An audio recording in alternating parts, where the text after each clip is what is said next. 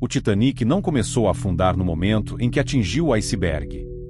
Na verdade, quando o casco se rompeu, grande parte do destino do navio já estava decidido.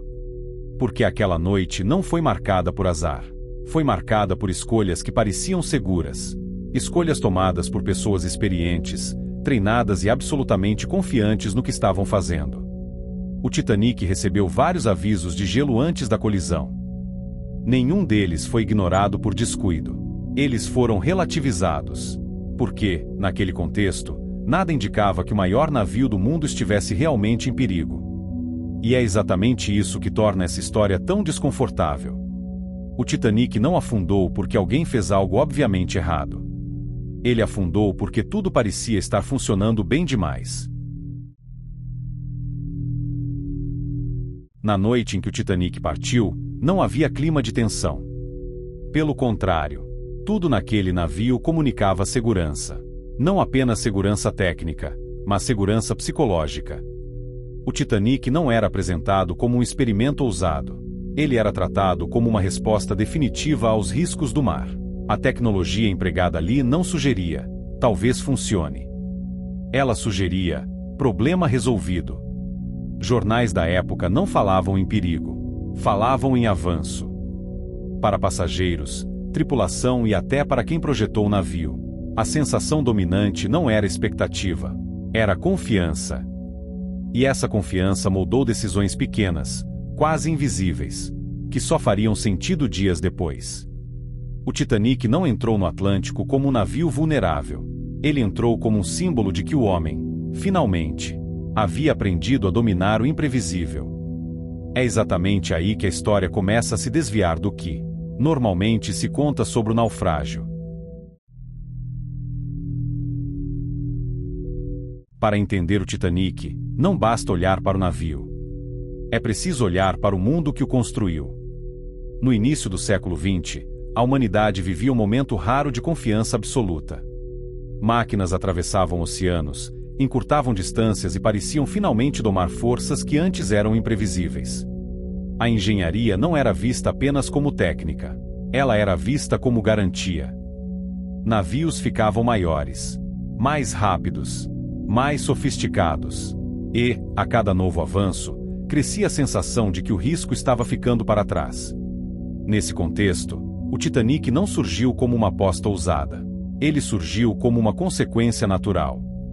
Um projeto que reunia o que havia de mais moderno em design, compartimentação e conforto. Nada ali parecia experimental. Nada parecia improvisado. Pelo contrário. Para engenheiros, operadores e tripulação, aquele navio representava o estágio mais seguro já alcançado na navegação comercial. E quando algo é percebido como seguro demais, o comportamento humano muda. As decisões deixam de ser defensivas. Passam a ser confiantes. Porque, naquele momento da história, falhas catastróficas já não pareciam parte do futuro. Pareciam parte de um passado superado. É nesse ambiente mental que todas as escolhas daquela noite começam a fazer sentido. Confiança não é um problema, até o momento em que ela começa a substituir cautela. No Titanic, isso não aconteceu de forma abrupta.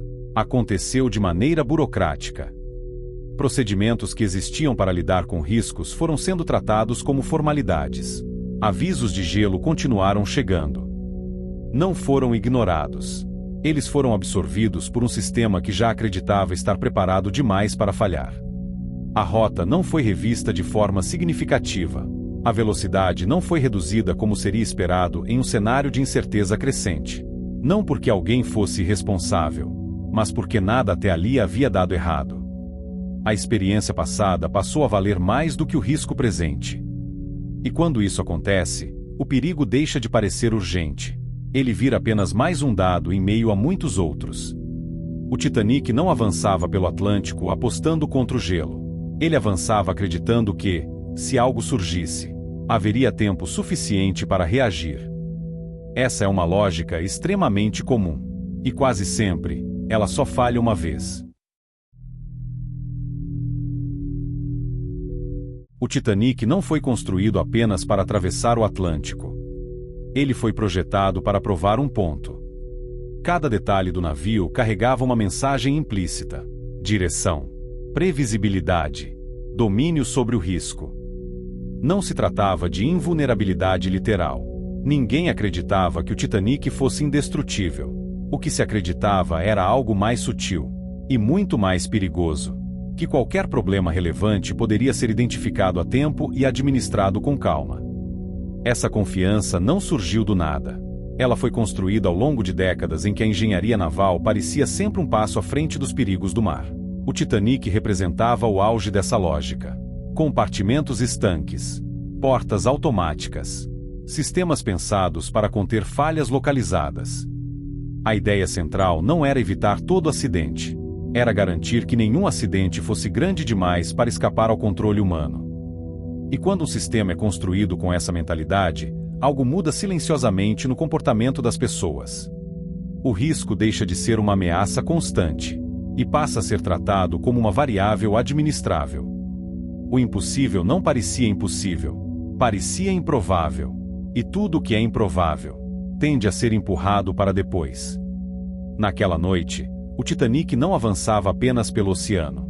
Ele avançava sustentado por uma certeza coletiva: a de que, mesmo se algo desse errado, o navio e as decisões a bordo seriam suficientes para corrigir o curso. Foi essa certeza que moldou cada escolha feita antes do impacto. Grandes tragédias raramente começam com decisões dramáticas. Elas se constroem a partir de escolhas pequenas, repetidas e aparentemente inofensivas. No Titanic, nenhuma dessas decisões soava alarmante por si só. A velocidade mantida era considerada aceitável, dentro dos padrões da época. A vigilância seguia protocolos comuns. A rota escolhida não fugia do esperado. Não havia um erro evidente. Havia uma sucessão de está tudo dentro do normal. Cada decisão reforçava a anterior. E, pouco a pouco, o espaço para correção foi sendo reduzido, sem que ninguém percebesse. Quando decisões são tomadas em um ambiente onde o sistema inspira confiança, o senso de urgência se dissolve. Ajustes deixam de parecer necessários. Questionamentos passam a soar exagerados. O risco não desaparece. Ele apenas deixa de chamar atenção. Naquela noite, o perigo não surgiu de uma escolha ousada. Ele emergiu da soma de decisões prudentes, tomadas no contexto errado. E quando a consequência finalmente se manifestou, já não havia uma única decisão a ser corrigida. Havia apenas um conjunto de escolhas cujos efeitos se tornaram irreversíveis. O erro não foi fazer algo diferente do esperado. Foi confiar demais no fato de tudo estar exatamente como esperado. O perigo não chegou sem aviso. Ele foi anunciado, mas da forma mais fácil de ser subestimada. Ao longo daquele dia, mensagens sobre a presença de gelo circularam entre navios na região. Não eram alarmes, eram informações. Dados que se acumulavam, em meio a uma rotina considerada segura. Cada aviso, isoladamente, não parecia exigir uma mudança imediata. Eles não descreviam uma ameaça concreta, apenas a possibilidade de uma. E possibilidades, quando se tornam frequentes, perdem a capacidade de gerar reação. O problema não foi a ausência de informação, foi o contexto em que ela foi recebida.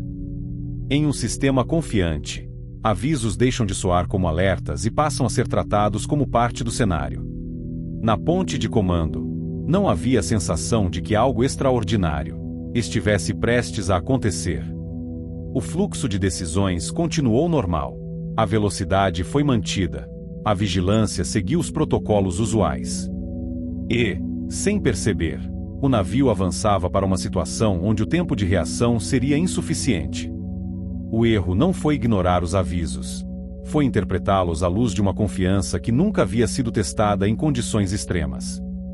Quando o aviso deixou de ser abstrato, já não havia espaço para escolha. O momento decisivo não veio com um estrondo. Veio com uma constatação silenciosa. Quando a extensão real do dano começou a ser avaliada, algo ficou claro para quem estava no comando: o sistema não estava falhando como previsto. Ele estava falhando de uma forma que não havia sido considerada. A água não avançava em um único ponto. Ela se espalhava, compartimento após compartimento, superando limites que, no papel, pareciam seguros. A confiança nos cálculos iniciais começou a se desfazer, não porque estivessem errados, mas porque haviam sido baseados em um cenário menos complexo do que a realidade impunha. Foi nesse momento que o Titanic deixou de ser um navio em risco e passou a ser um navio condenado. Ainda não havia pânico generalizado. Ainda não havia desespero visível. Mas havia algo mais grave: a compreensão de que nenhuma manobra, nenhuma correção, nenhuma decisão tomada naquele instante poderia reverter o que já estava em curso. Todas as escolhas possíveis haviam sido feitas antes, em silêncio, com confiança. Quando o ponto de não retorno foi finalmente reconhecido, o problema já não era mais o iceberg. Era a sequência de decisões que havia conduzido o sistema até um estado irreversível. O Titanic não afundou por azar.